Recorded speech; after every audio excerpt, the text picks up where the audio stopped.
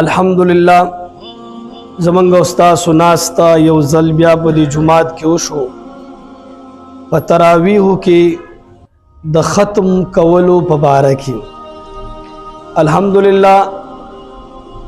دا چې کوم قاری صاحب ختم کوي دا هم زمنګ د مدرسې دی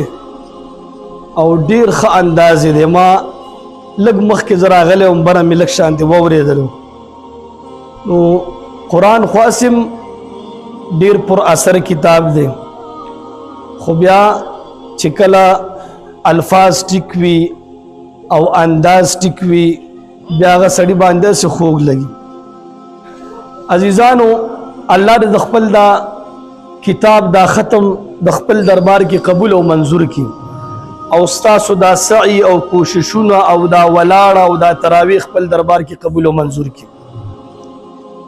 منگ په لسو شپو کی تقریبا دا ختم وکړو داسې صحابه شته او داسې تابعین هم شته چې هغوی په یو رکعت کې هم ختم کړی دی په صحابو کې حضرت عثمان رضی الله تعالی عنه بارک راضي وایي د په یو رکعت کې د ټول قرآن ختم کړی دی دا د الله نه شکر ادا کړو چې موږ ته اوس ډېر اسانه شوې ده منګه په لسو شپو کې 15 شپو کې ختمونه کوو یو بل صحابي د حضرت تمیم داری رضی الله تعالی عنہ په یو رکعت کې د ټول قرآن ختم کړو او په تابعینو کې یو د تابعین ډیر مشهور دی هغوی په یو رکعت کې ختم کړو یو سعید ابن جبیر رحمت الله علیه دوهم په یو رکعت کې ټول قرآن ختم کړو او یو زمونږ امام ابو حنیفه رحمت الله علیه هم په یو رکعت کې ټول قرآن ختم کړو عزیزانو دا قرآن خو ډیر لوی کتاب دی په دې باندې موږ ډیر بیانونه اوریدلیم دي او کړیم دي خو زه تاسو ته د قرآن د تاثیر باره کې د اثر باره کې یو درې واقعات درته بیانوم چې دا قرآن دا پر اثر کتاب دی اثر کوونکی کتاب دی د دې قرآن د وجې نه به عقیده ستا بدلیږي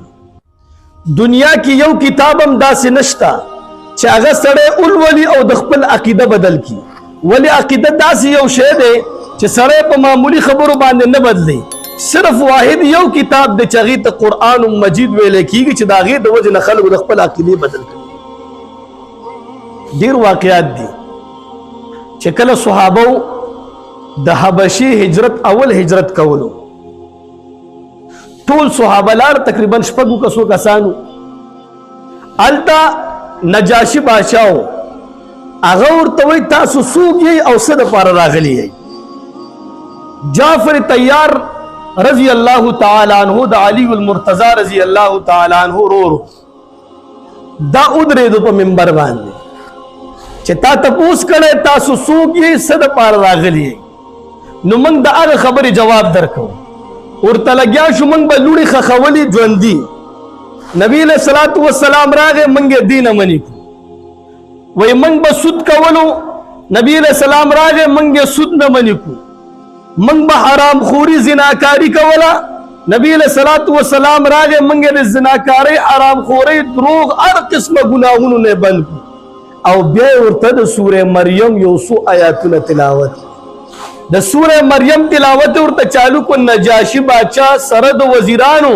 د سترګو نه اوښ کې بهېدل چالو شو ټول په ایمان کې داخل شو د دې قرآن ډېر اثر دی په حدیثو کې راځي وایي کان ابو بکر رجلا بکاء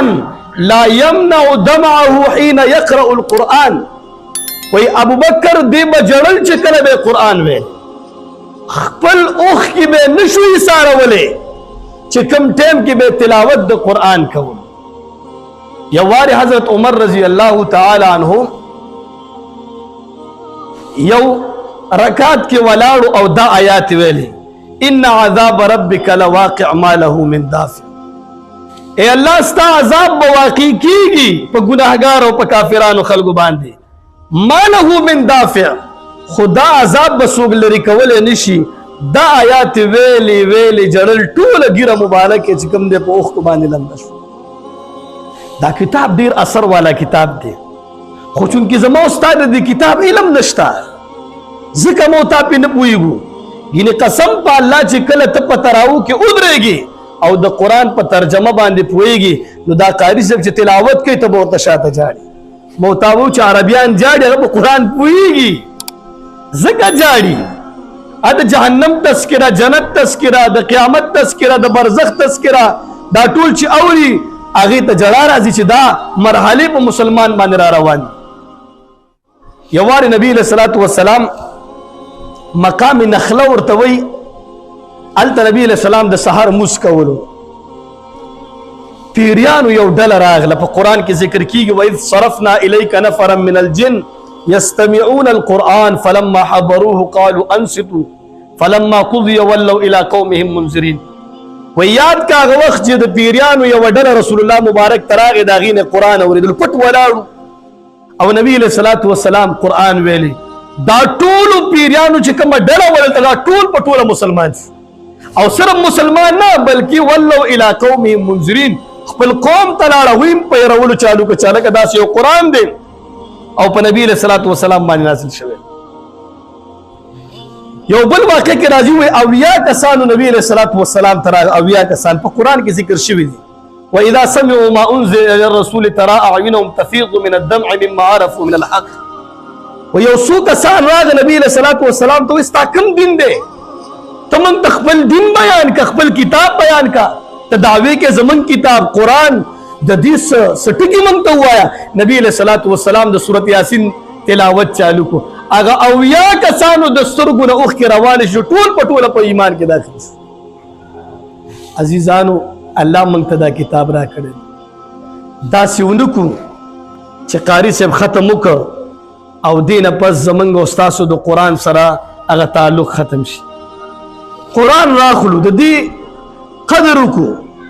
او دا راواخلو، ځان ته نږدې کړو، الله پاک به زموږ قدر کوي. او کدا قرآن موږ صرف جماعتونو ته محدود کو او صرف په تراویح ویلو کې محدود کو نو عزیزانو بیا به زموږ او ستاسو الله پاک مل نه وي، زموږ او ستاسو په ژوند کې به برکت نه وي، زموږ او ستاسو په زړونو کې به سکون نه وي، زموږ او ستاسو اولاد کور دا یو شي کې به اتفاق وي. نو یو خو به داسې کوئ د قرآن تلاوت به کوئ. دا قرآن ډېر سفارشي کتاب دی، احادیثو کې راځي وی قرآن با باقاعده الله پاک عدالت کی وړاندې کیږي چې یا الله دې سړي زما دپاره زما د تلاوت دپاره ټیم ویستی و او دې سړي ما ته توجه را کړې وه، یا الله چې کومه پورې دا سړی نی بخلی زه دې ځینه خوا کېږم نه، الله پاک باندې به دا سړی بخي. او دویم د تراو اهتمام وکړي. زمونږ او ستاسو بدبختي دا ده چې موږ او تاسو تراو ته توجه نه ورکوو. دا اوس جمعه ډک دی، سبا نه تاسو ګورئ 2 صفه به نوي ولاړ. دا ولې جي دا 8 رکعاته دي 20 رکعاته دا خبرې پرېږدئ. ما او تا ثواب خو ګټو که نه؟ نن په دې کې لانجه چې دا 8 دي که 20 دي، موږ اوس پورې په دې 1500 کالو کې په دې خبره پوه نه شو چې تراویح څو رکعاته دي. بهرحال هغه خبرو کې موږ نه ځو، هغه د نور نه رڼا خبره ده چې تراویح څو رکعاته دي. زه تاسو ته یو عجیبه خبره کوم،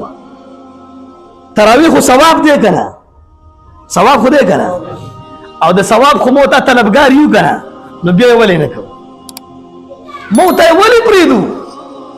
په معمولي خبرو مو ته نه ولې دا پاتې کېږي؟ مازدیګر مې یو حدیث کتو، عمر ابن مره رضی الله تعالی عنه راوي دی، هغه وایي یو کس رسول الله مبارک ته راغی، ورته وایي ارأیت ان شهدت ان لا اله الا الله وان محمدا عبده ورسوله. اے پیغمبر وی کہ لا الہ الا اللہ محمد رسول اللہ ویما وصلیت الصلاة الخمس او 5 وقت منځ کوما وادیت الزکات او زکات ادا کوما او وصمت رمضان او روجی نسما وقمته او تراویح کوما فممن انا زب په کوم خلکو کېما که زه دا کارونه کومه زه به په کومه ډله کې راځمه؟ نبي علیه الصلاة والسلام فرمایي من الصدیقین والشهداء، ته به د قیامت په ورځ په صدیقین او شهداو په صف کې ولاړې. او صدیقین او شهدا هغه خلک دي چې الله په قرآن کې په هغوی باندې انعام کړی، اولئک الذین انعم الله علیهم من النبیین والصدیقین والشهداء والصالحین. دومره خو کولی ثواب خو دی که نه؟ نبی علیہ السلام نے تپوس کی کہ تراویم کوما او دا ټول کارونه کوم ما ته بس ملاویږي ته په دې صف کې ولاړ او موږ تاسو په دې ډله کې چې دا سودی او دا څنګه دا خبرې پریدو. یو حدیث کې راځي عبدالرحمن بن عوف رضی الله تعالی عنہ راوي دی و ان الله فرض علیکم صيام رمضان الله پاک پتا سو باندې وی روزي فرض کړي و سننت لكم قيامه او پتا سو باندې ما قیام یعنی تراویح فرض کړي دي سنت کړي دي. فمن قامه وصامه چا چې روزونی ولا او قیام او تراویح کړلې خرج من ذنوبه كيوم ولدته امه دا به د ګناه نه سي باقي لکه چې د مور نو سره وته دا به څه باندې کیږي دا په تراویح باندې کیږي. دا خبرې پریدو الله پاک د عبادت موقره کړی دا دی موقین فائدې واخلو او د الله جمعات ته مسجد تراشو او دا تر اخره پورې د تراویح اهتمام ان شاء الله کوو کنه خیره د دې لپاره کوشش وکړو. خبرې ډېرې دي عملی قدم پکار دی ان شاء الله هر یو کس وعده وکړو چې موږ به ان شاء الله دانن ختم نه علاوه تراویح کې به ان شاء الله پورا شرکت کوو. او یو ثواب درته ذکر کوم صحیح حدیث کې راغلی حسن روایت دی حسن عالمان ناس دوی په دې پوهیږي حسن روایت دی چې په یو سجدې باندې یو نیم زر نیکۍ به تا ته الله درکوي. په څو باندې یو سجدې باندې یو نیم زر نیکۍ به تا ته الله درکوي او 20 رکعاته دي اوس سجدې پکې حساب کا څلور سجدې دي اوس دا حساب ته ولګو دا 1,20,000 نیکۍ تا سره په دې یو تراویح باندې ملاوي اگر سنت تیوباسا اگر فرض تیوباسا. په دې لپاره کوشش وکړو ان شاء الله کنه.